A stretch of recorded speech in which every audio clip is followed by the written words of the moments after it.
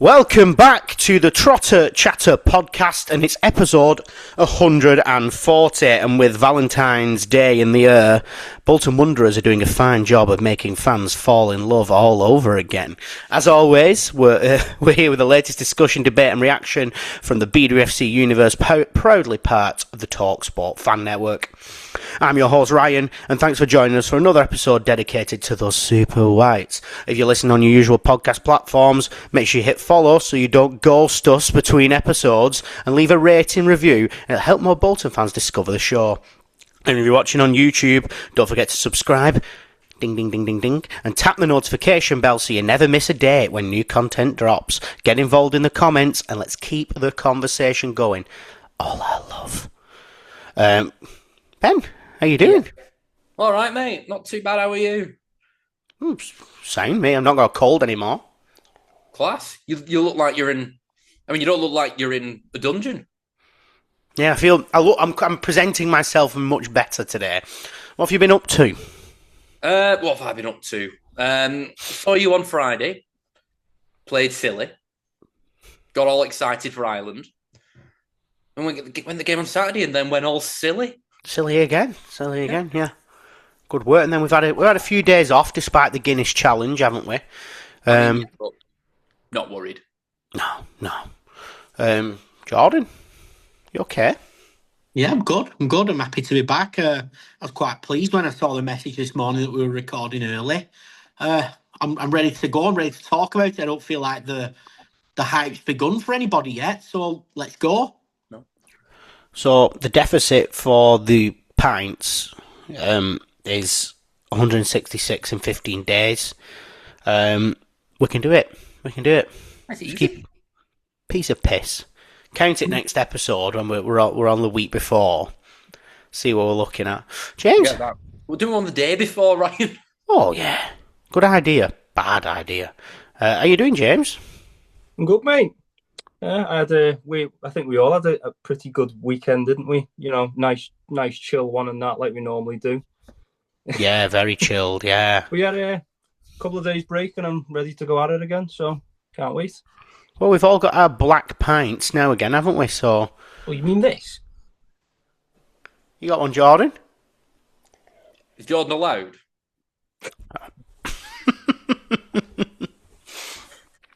Anyway, we'll start with some news. Not a lot of news this week, but there is some news. So, we had some words from Fergal. I'm really, really excited about the last few months of the season now. I'm really positive about what's to come. Talking about promotion positivity within the fan base. Charlie Warren scored 2 for Aldershot on Saturday in a 3-2 win over Halifax Town. Charlie Warren has been on fire for Aldershot since going on loan and scored 5 goals in 8 games. That's some return, that. Aaron Morley scored 13 minutes into his Wycombe Wanderers return, a 4-0 win over Doncaster Rovers. I believe he got an assist as well.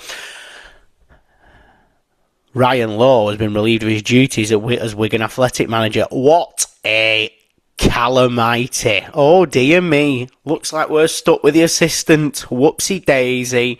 I mean, that's been keeping me... When do we hear that? 10 o'clock on... We heard it Saturday night at 10 o'clock.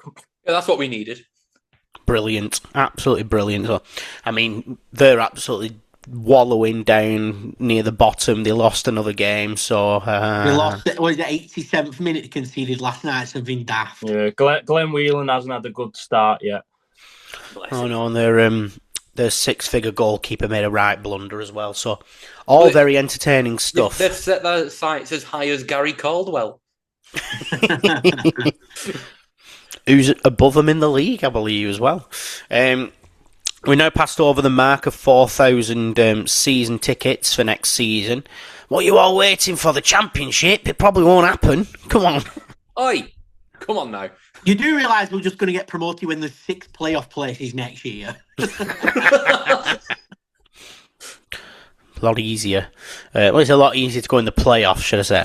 Highest average League One home attendances across the season. Bolton Wanderers sit at the top with 21,574, and then Bradford with 20,687. Underneath us are Cardiff, Huddersfield, Plymouth, Reading, Barnsley and Luton.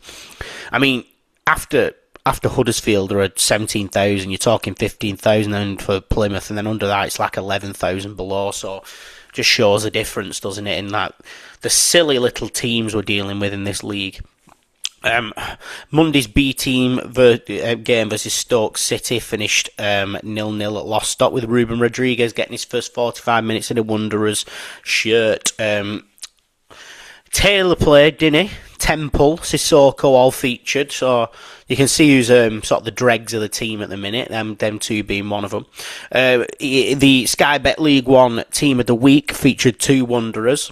In goal it was Hinchcliffe of Stockport, of Cardiff, Lees of Peterborough, Chris Farino at centre-back and Harvey at left-back.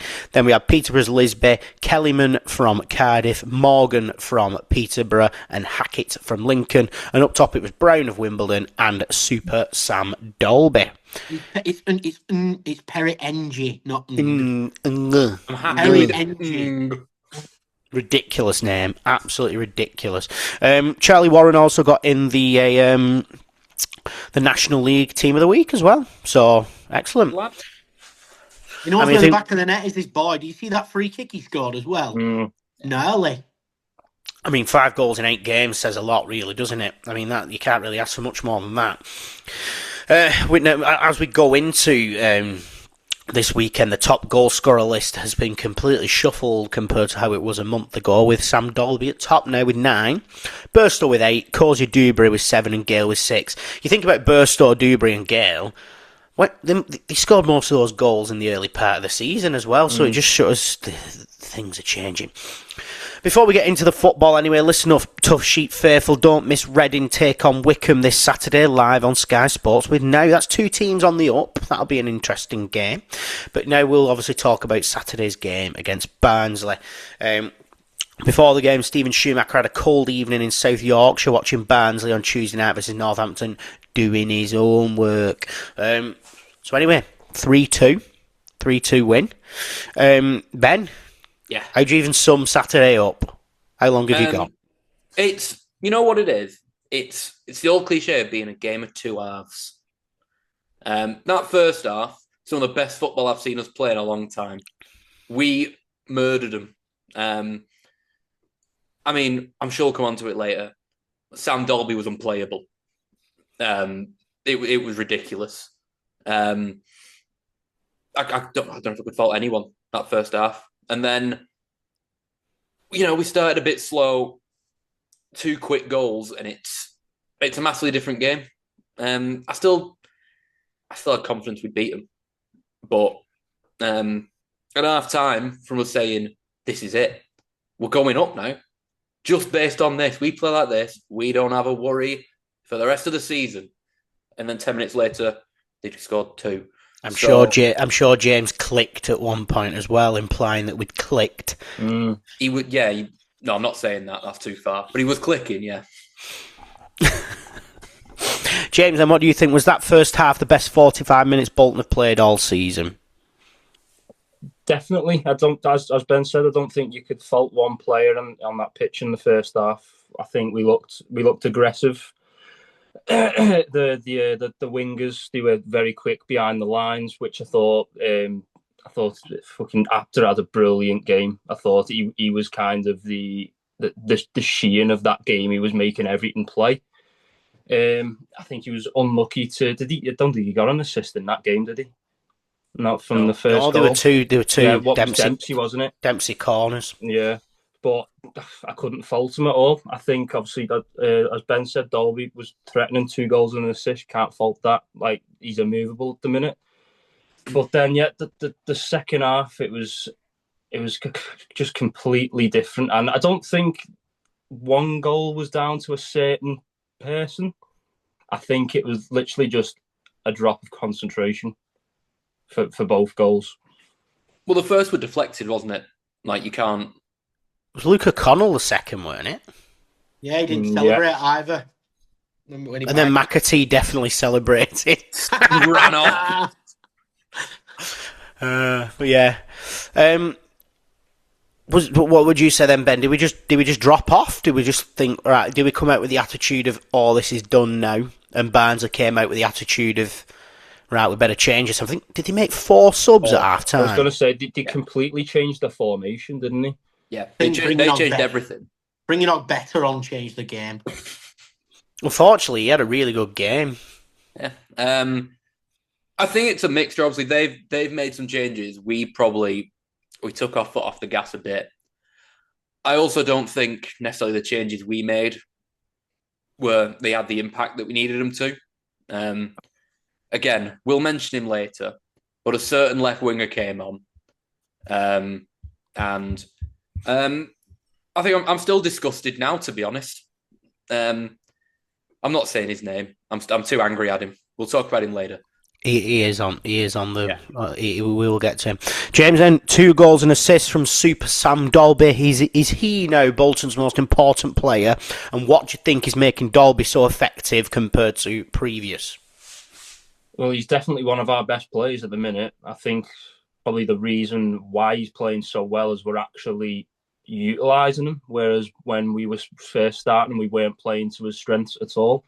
So I think now that we've actually got 2 very class wingers who are actually hungry when they're going down the wings to beat that last man and then put a ball in the box, it's literally just like feeding them every single time. I think that's what he's probably been crying out for all season, just someone to put that ball in the box and be at the back post or be at the front post for a tap in, and then he's golden. Well, I think we've clearly worked on corners because has Dempsey ever taken a corner for us before? Because they were unbelievable. No, it's normally Morley and Sheehan, ain't it? Normally, they were some of the best corners. They were in the same place every time. Beautiful. Like, I think to be fair, Dempsey can be a threat in the box from corners. Yeah, might be why he's not done it before. But they were directed perfectly to him. You can definitely tell it was a training ground routine because pretty much every corner was going to Dolby. So they clearly had a system put in place, and you can see a smile on the guy's face now, though, as well. Like he's a confident striker, a happy striker, is a striker that keeps on scoring because he's no longer afraid to do the easy stuff. So it's like, and then he's gonna then go on to doing the hard stuff. Yeah.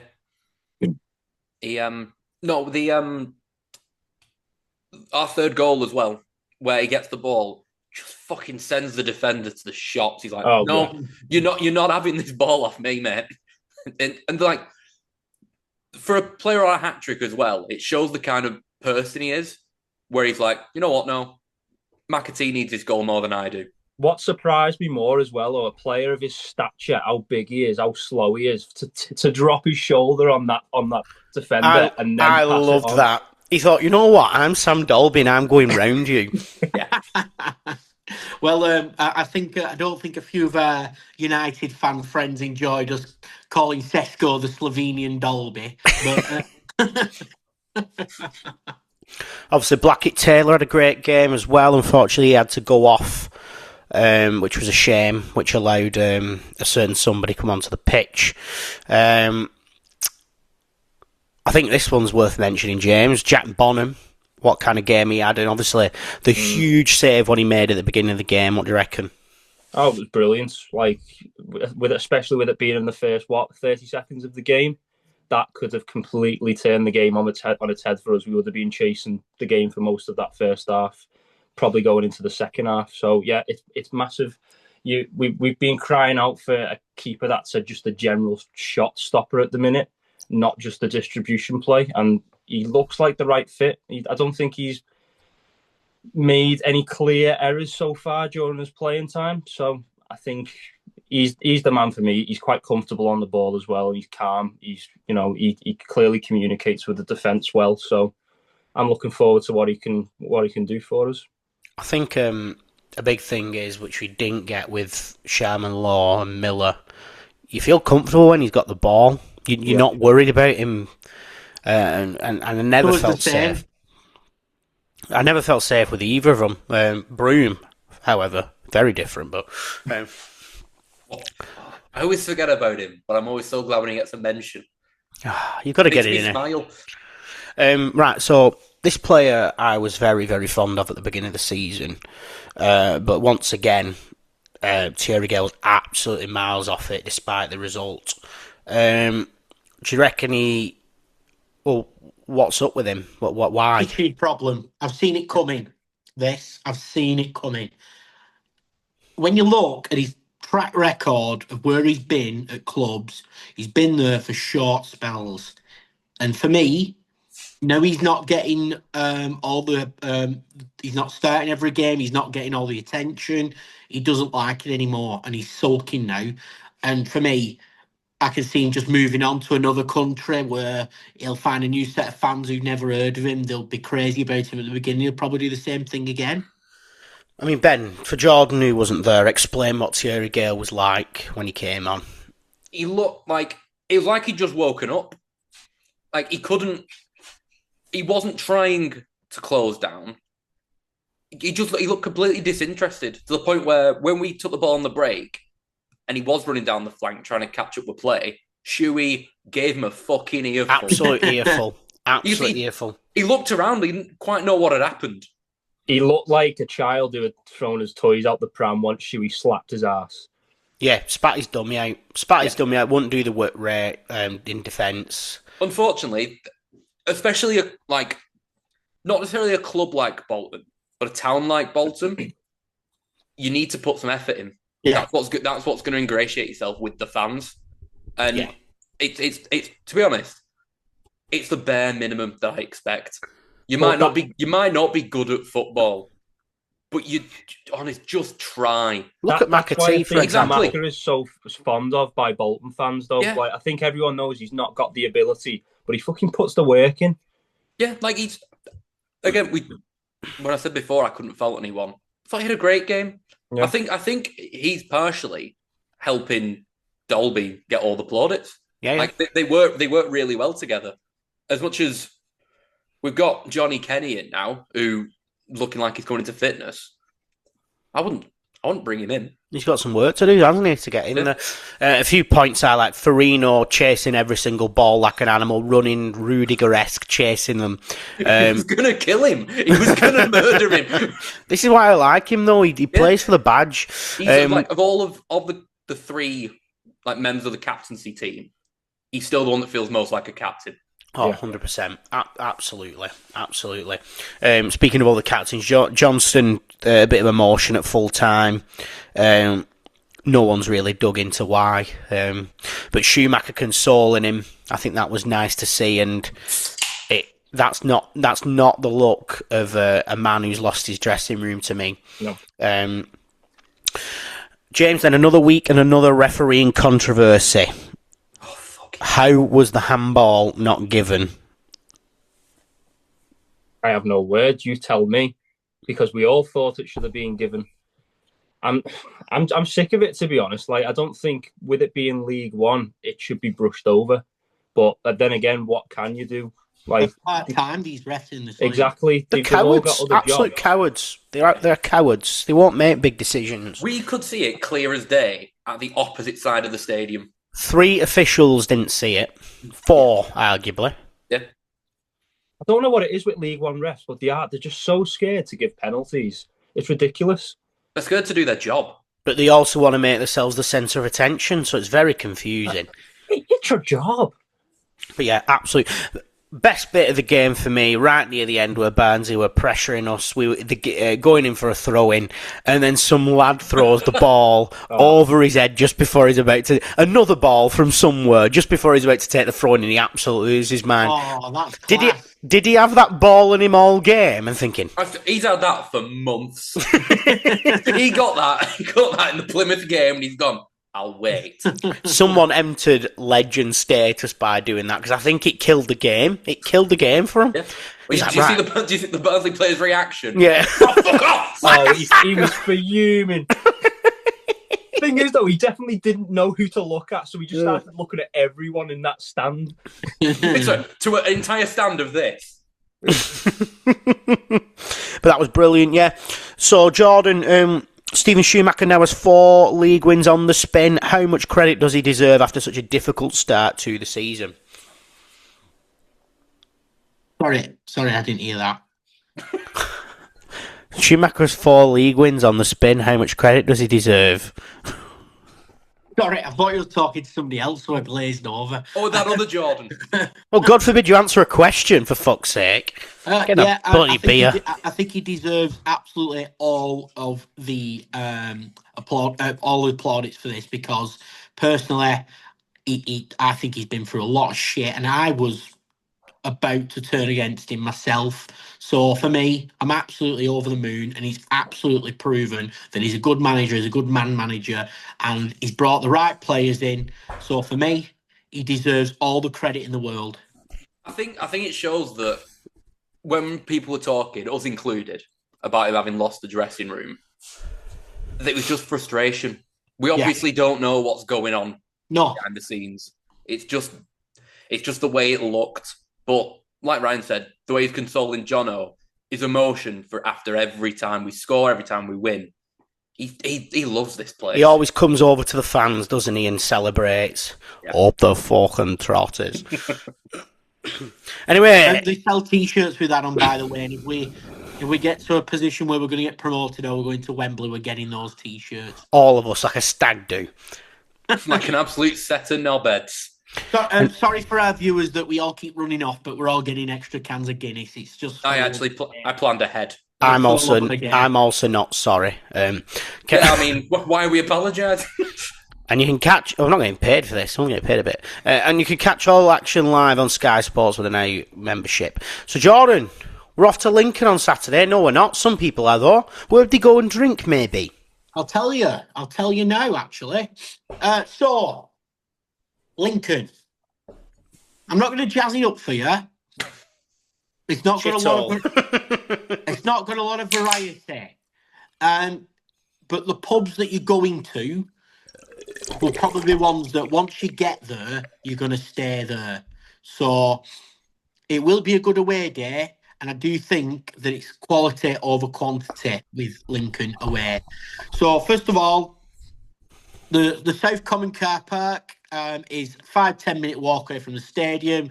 This is available on a first come, first served basis for £6 per match. So if you're looking to park, if you get the train, Lincoln Central train station on the East Coast, East Midlands and Northern train routes on arrival. The stadium is a 15-minute walk away from the station, so you're all good, and you've got pubs on the way. So let's talk pubs. So a lot of Bolton fans, when they go on this away day, they will be drawn to the Spoons. There's 2 Spoons in Lincoln. For me, change your mindset. Go to this pub. It says belting, especially if it's not raining. The Golden Eagle. It's an 11-minute walk away from the ground. It's a popular local, the southern end of the high street. And it's close to the ground. It's very busy on match days with both home and away fans. Up to 9 cascales are served from 2 bars. There's a big beer garden which is heated, which I think is fantastic because it's getting busy. Everyone's just going to get the pint and they're going to go outside, aren't they? It's just natural to do that. So it'll get very busy. The pub is also dog friendly, and so you can take your mum inside. There's a cosy bit inside with a log burner. There's also annual beer festivals. Have they got any Valentine's Day specials? I should have thought. Sorry, that's not the clientele. But also, on match days, they tend to have the barbecue fire up in the beer garden. So you want to get yourself a burger and a pint of Guinness or other drinks. How happy will you be out there in that heated beer garden? The heated burger. For me, heated Guinness. For me, that sounds like getting off the train, Golden Eagle, setting up camp there. It sounds fantastic. But also, especially if they're early, there's 2 Weatherspoons. One's a 12-minute walk away, one's a 20-minute walk away. The Ritz is quite cool. It's one of those kind of fancy spoons, which is a bit different. It's based on an old music venue. It's got lights all around it and stuff, and that one looks quite cool. That's a 12-minute walk away. And the Square Sale, your generic spoons, that's a 20-minute walk away. If you go in there early, you want to get some breakfast. I do back it, but always get to the local pubs if you're boozing. I had to have a little dig because other than that, I was struggling. But I had some intel about a pub called the Tiny Tavern It's a 10-minute walk away. It's nestled on Lincoln's historic high street. The tiny tavern is a charming bar house with 2 Grade 2 listed 17th century cottages. What? It's a cozy little place with a fireplace, window seats, and a secluded beer garden. It's got 6 rotating ales and the occasional Bingo. cider from across the UK. It's a friendly venue, offers warm atmosphere and perfect beer for beer enthusiasts and locals alike. That one, I'd say, go there if you're in a smaller group and you want a bit more of a quieter time. That is my Lincoln pub watch. I want to try one of these rotated ales one day. They sound mental. You have to be You careful. don't try and hold it. If you don't drink it in time, it'll spill on the floor. Well, you've got to have it in this little tiny tavern as well. I mean, Tiny rotating beers. Anyway, big game this weekend. We go to Lincoln, as you're fully well aware. I have previewed on the Stacey West YouTube channel if you want to see me talking to the other side, and I will also be on the TalkSport Fan Network. I think that'll be Friday morning, so I no doubt will be on more Lincoln people then. So yeah, there's some more stuff. Probably don't have to say anything now. It'll all be on there. might sound. Jordan, then, is this the biggest game of Bolton's season so far? 100% yes. They are the only team we should have our eye on. As long as we're focusing on winning our own games, they're the only team we need to falter. So it is the biggest game of the season. Ben, then, with Lincoln sitting second, does this feel like a straight shootout for automatic promotion? I mean, obviously, there's still some time left. We're not quite in a Wild West duel currently, but it's one of those games where for whatever team loses it, come the end of the season, this is the one they're going to look back at and say, if we'd have won this one, we could be in that automatic position. And we can't be that team. We're not doing it again. Anyone just gone nervous all of a sudden, like? As I was speaking. I was talking to a Stockport fan. He was talking to me about that they got a game on. So I went, don't matter. Nah. Does not matter. They mean nothing. I remember gaming and FC. We're terrible. Well, look at Barnsley. They're in a right fudge of all. They don't want to play football. They're not playing. They didn't play against Stevenage, did they? Oh, they're in December in their minds. James, then, does a win genuinely keep the drama alive, and does a defeat almost kill it for automatic promotion? Yeah, I agree with both statements there, because I think looking at it, even though, as Ben said, we've still got a bit of time until the season's over, this is the biggest game, because if we win, with what, 3 points away from top 2? Yeah. If we lose, we're 9 points away, and they've also got a game in hand, I think, as well. I know what we all think about game in hands, but still, that's a potential 12-point gap. So I think if we lose, it's finished. But I think if we play like we did in the first half of last Saturday, I think we can get 3 points. But I wouldn't mind a point. I'd happily take a point, because I think they've only lost once at home all season, Lincoln, I'm pretty sure. I'll ask Mike in a minute. He's just there behind me. He's not listening to a word you're saying, mate. What's he got on? What's he got on the screen? He's watching Grand Designs, I think. Oh, is Mike sat behind you? He's there. Yeah, Ryan's finally moved him. Oh, no, James has got Huey. I thought he was bolder than that. Mike's son. Personally, I think a draw isn't good enough. I think we need to be beaten, because no matter what, it's extending the gap. Well, a draw doesn't extend the gap. Keeps the gap the exact same. Yeah, I get what he means, because I think in a way it might kill our momentum a bit. The gap, and we need momentum. We need to be beating the teams in front of us. But we aren't a win away. We are more than a win away. So a draw's not good enough. Do you know what the main issue is? They've in the last 6 games they've matched us result for result. They've not let off. Like, it's literally exactly the same. So how are we expecting to catch them when they're not also, when we were drawing and losing games, they were also doing the same. We just didn't act upon it at all. Well, this is so stupid. I think as much as after Saturday, can't be thinking about Lincoln's games. No. It's all on. Or if we go on a great run and they still end up with more points than us, Fair play to them. Yeah, they deserved it at that point. But once we've played them, I don't want to think about them. I will, obviously. It's just a bit horrible. We've got like that March looming over us, haven't we? God, once April hits, it's that disgusting period where we play all the teams around Oh, us. it's April, isn't it? I'm going to get into heroin, me. In terms of the home form, though, we are actually doing them by 1 point this season. Yeah, but we all know what the issue is. It ain't home form. We've played an extra game. Yeah. Cardiff are top, believe it or not. We need to forget about Cardiff, That's what I mean. If we lose and then the 9 points ahead and they've got that extra game, so we can't afford to lose. I'd be happy with a draw, but we definitely can't afford to lose. They need to capitulate for us to catch up. Can you lot be a bit more positive? Do we think Bolton can handle the pressure? Now, yes. And we've since we went out the cup, we're unbeaten. Started off with Wigan. Can you get a bit away from me, please, Ryan? You're Hold on a minute. Too close up. I feel pressured. Okay, that'll do. Oh, thank you. Oh, you slid into place. It's so silly. No, I think we've shown enough now.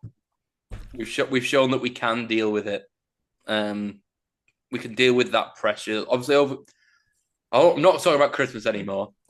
These last 5-6 games have been very good. Yeah, I think that we're in a position where we take a draw with Lincoln, but we can beat them. We can do it. We're Bolton Wanderers and they're Lincoln. If we played like we did in the first half of that last game, we could beat any team. Any team. And also, we know how to win gritty as well. Yeah. It may well take shoey time, but I mean, there's no one better than us. You don't mean Simon's coming on the pitch and scoring a 40-yard screamer, do you? All that Simons does when he comes on the pitch is fucks it up at the moment. It's been terrible. I mean, I didn't mean that, James, but if he does it, I don't know. Just gives all the... I'd arrive everywhere again. This guy's turned up. All in his pants. Do we feel like, would you putting together a 90-minute performance? Do you think this could be the time? I thought it was going to be Saturday. It's not the game I expected to happen. Oh. We ain't gonna dominate for 90 minutes, no. I think it will be a very even game. I think there'll be a goal in it, in my opinion. I've got a horrible feeling. I really have. You always do. You're weird because last week you had this immense positivity, and now you just went right back down to. It's against Barnsley. I'm not confident. I'm really not. Who are you worried about, Jordan? Then what Lincoln players are you worried about? Don't start making me name Lincoln players. Is it Rico Hackett that you're worried about? It's probably Rob Street. It's the only one I can think of. So, players to watch out for: Rico Hackett Fairchild, one of Lincoln's top goal threats with 8 goals in League One this season. Freddie Draper, 7 goals this season. James Collins, we know about him, contributing regularly. The very attack-heavy Jack Moylan, another attacking threat, chipping in with goals. Adam Reach, versatile attacker and midfielder, contributed to goals and assists. Tendea Deriqua, defender. Rob Street, of course. Thomas Hamer. So they've got some decent players there, but they come across a bit like squaddies, don't they? Let's be honest. This is the problem, where obviously they're ahead of us by a few points. I look at those names, and I look at the names we've got. The nobodies. And I Got think bloody Ruben Rodriguez. God damn it! I The thing think is, though, that they're a very possession-heavy team, though, aren't they? That's how they play. They dominate the game, and they kind of force a mistake from the opposition. they won't be able to dominate against us. I will tell you the reason why Lincoln are doing so well. Here we go, everyone. Listen up. If you look at the players who they've got this season, especially the new signings, have a look at how many of them have been promoted from League One and how many have just played in League One. And it says a lot. If you know the league, you've got a team full of players that understand it. Yes. If you look at our January signings, though, you can also say the same about us. Yeah, exactly. What are you worried about? I'm not putting my hand up ever again if I want to speak. I bloody run this thing. That was a bit weird, that, mate. I felt like a beta. Squad, then. Who do we want to see? Fuck. Bonnie, the Bonster. Oh, Bonnie lad, yeah. Bonham. 4 at the back, 3 at the back. I think 3 and flood the midfield. 3 at the back. Yeah. Farini, Jono, Toley. Yeah. What's going on with these Y's at the end? I don't know what's happening with Conway. Yeah, but if we're playing wingers still, then Blackett Taylor. We can't put him at wing back. Even when we play 3 at the back, we've still got wing backs there. Yeah. And we can't put Richard Taylor there. We don't know we don't know if Conway's fit, do we? If it's 3 at the back, we have to have Conway. If he's not fit, we play 4 at the back. We play 4 at the back. Yeah. I think it's very difficult to change anyone who played in that first half, to be honest. Yeah. I've not heard any reports on Conway, being injured. Yeah, it's a bit weird. I think he's it? just shattered. He's having a big hot sleep. Yeah, he just deserves a rest. He's hibernating for a bit. For how long? 2 week rest. Bloody sleepy, this lad. Sleepy. Look, leave Sleepy Max alone, okay? I think I'd be comfortable to say don't change the team. Well, But if Conway's fit, I'd like to see him back in because also Sheehan's back in training. he is. I dropped Dempsey for Sheehan though. Well, I don't necessarily know. I think I'd maybe keep Sheehan on the bench for this one. That's weird, isn't it? Because Dempsey contributed a lot to that last game, and I think it's also since Sheehan's been out, we've got the 2 new wingers in, and they're making stuff happen. But that's what you mean. Sheehan's You not had needing to. after the last game running the show. He was doing what Sheehan was doing. Yeah. I know, but he's not. It's the different positions, aren't they? At the end of the But day, wingers should be creating, but our wingers were not creating. But now these new wingers are. It's nothing to do with Sheehan being in or out of the team. No. I still think, like you said, though, I think the team that started against Barnsley deserved to have the start again. Yeah, I wouldn't disagree. Scores. I've already said mine. Out in the medias. 1-1. Ben. 2-1 Bolton. I'm going to stick with a 1 goal in it and say a 1-0 Bolton. Here we Jordan. go. Jordan. Here we go. Oh, fucking hell. Sat on the other side of his desk for some reason. Go on. 2-0 Lincoln. Fucking knew it. I'm going to get one of these guitars, hit you over the head with them. I like the idea that they're tiny and they're really close to you. Oh, no, Little guitar. they're all... This is just one big wall. Fuck you, Jordan. Anyway, don't miss a moment. You can stream Sky Sports on Now Flexible games like Stevenage v Huddersfield this Saturday. You watch that, you're mentally ill. Search nowtv.com. Let's do some blind ranking. Let's blank ourselves to Kingdom Come. But sorry, they're blind ranking. They must be deaf. What was that? Sorry. Let's rank ourselves silly. Okay, deal. Whoa!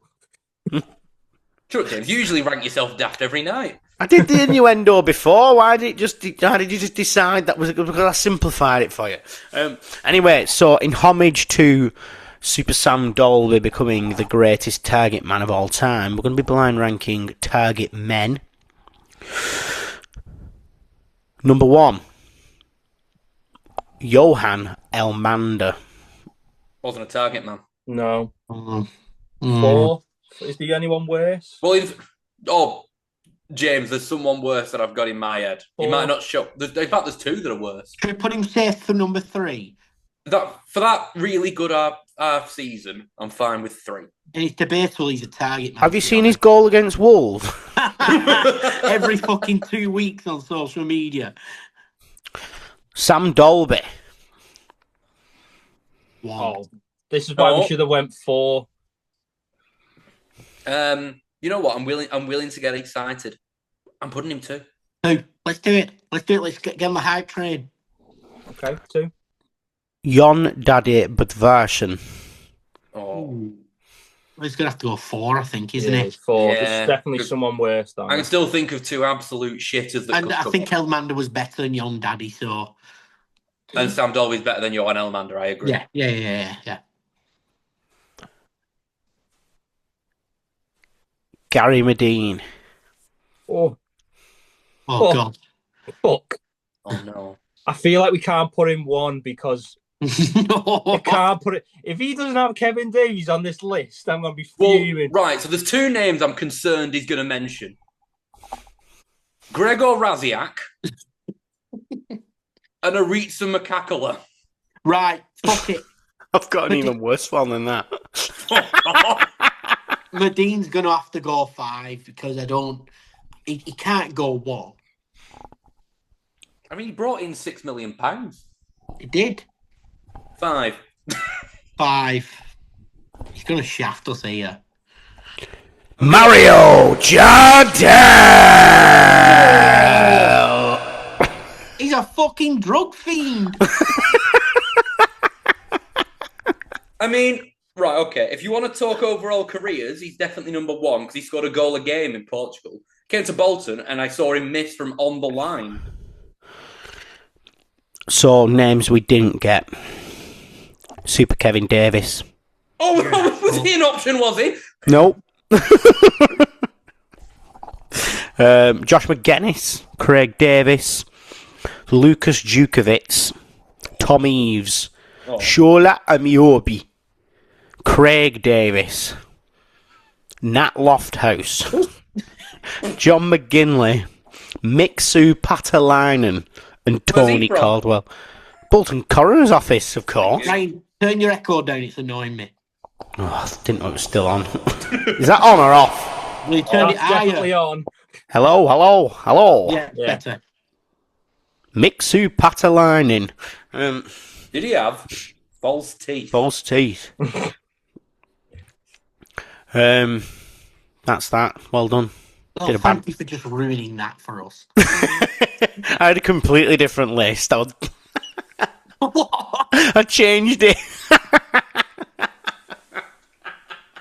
What was your previous list? It had Kevin Davis instead of Jardel. Oh, really? Funny that. Anyway, Fantasy League. Should we have a look at that? Yeah, go on. So, never guess who's bottom. Oh, who is it, Ryan? It's not Wish and Meek, is it? Shut up. Make a wish. Then Helen Lascelles and Gale Force wins. And Kit Patel, of course. But above them idiots, it's only Sam and Jordan. Jordan, how's your 4-week AI plan going? Sam got... Oh, didn't do well. Then we move up. Lewis has dropped to 14th. James is up to 13th. I'm on 12th. And then Ben's holding steady at 9th. Wrote me off. The top 3. Nanette Gallagher Ball with Trotter Time at 3rd. Shabba, Todd Reed, and Bailey Morris, Sherman Low Taperfed. The gap has closed at the top, everyone. Okay. To 15 points. Oh. Ooh. Oh. He's going to have him like he had Tracy Burns. Snooker balls for eyes. Charming little taper face, not going to do an Arsenal, is he? He is, and he's got Buckler at end. Got He's going to do a kneecapping me. Steven Gerrard lip at the end, isn't he? Great one to mention, isn't it, James? Yeah. Mike also confirmed that Lincoln have lost 3 home games this season. Oh, lovely. Thanks, Mike. Thanks. Mate, don't. He's watching Kevin McLeod on there. He's transfixed. Kevin McLeod.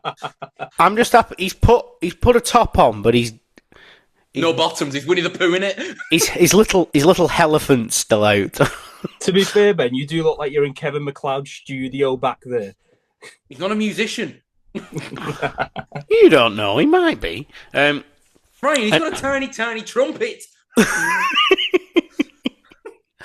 Anyway, horrible game coming up. But make sure you catch me on the radio.